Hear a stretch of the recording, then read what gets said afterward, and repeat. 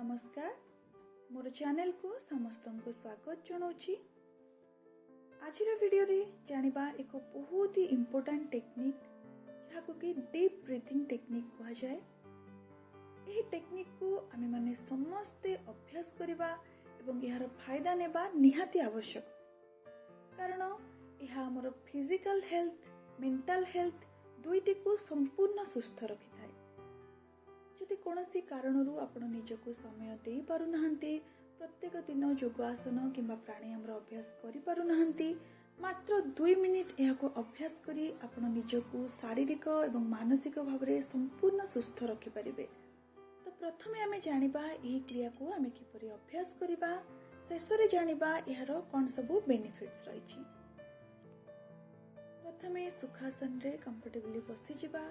आपण चाहिले ठिया है किंबा बेड उपरे सोइके मध्य याको प्रैक्टिस करि। गोटे हाथ को रखिबा हमर नाभि उपरे एवं अन्य हाथ को छाती उपरे रखी एकदम सीधा होई बसी जिबा।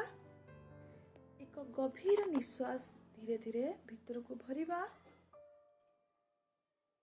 एवं पाटी पटे धीरे धीरे बाहर को छाड़िबा।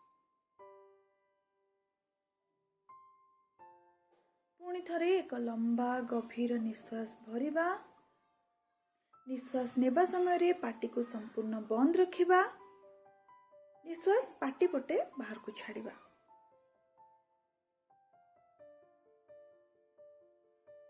याको अत्यंत धीर भाव रे अभ्यास करिबा, तरतर ही याको अभ्यास करिबा नहीं। एही भली आमे रिपीट करिबा। लंबा गभीर निश्वास भरिबा एवं धीरे धीरे पाटी पटे याको छाड़िबा। आपण चाहिले आखि खोला रखी मध्य अभ्यास करि परिबे। याको अभ्यास करिबा समय रे चेष्टा करिबा संपूर्ण शांत परिवेश रे बसिकी अभ्यास करिबा पई पॉल्यूटेड जगह रे बसिकी याको अभ्यास करिवे नाही। एबे जानिबा काहे कि आमे ए क्रिया को रेगुलर अभ्यास करिबा कोन सब यार बेनिफिट्स रहिछि। मुख्यतः आम समस्तंकर जो मुख्य समस्या सबु रोगर कारण होछि चिंता बा स्ट्रेस।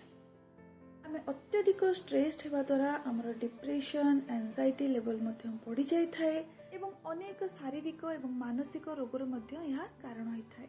जेतेबेले अत्यधिक टेंशन हे जाउछंती, माइंड पूरा अनस्टेबल हे जाउची, तो मात्र 1 मिनिट किंबा 2 मिनिट यहाको प्रैक्टिस करंतु आपण निजे अनुभव करिवे कि यह केते इफेक्टिव। तो मुख्यतः यह हमर स्ट्रेस को संपूर्ण कम करथाए।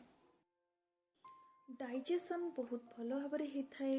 गैस्ट्रिक एसिडिटी ये सब समस्या मध्य दूर होता है।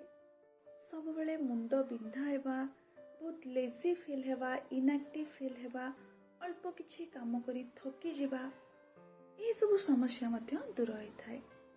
जॉइंट पेन बॉडी पेन ये भली समस्या को मध्य दूर करि परिबे। मेनली यही क्रिया हमर ब्रेन को हमर बॉडी को ऑक्सीजनेट करि थाए, हमर स्ट्रेस लेवल को संपूर्ण कंट्रोल करि थाए एवं हमको एक सुस्थ जीवन बंचिबारे बहुत सहायता करि थाए। प्रत्येक दिन 2 मिनिट याको प्रैक्टिस करबा को चेष्टा करंतु। जे कोनोसी समय रे जे कोनोसी जगह रे वीडियो भल लागिथिले लाइक शेयर सब्सक्राइब निश्चिंत करंतु। धन्यवाद।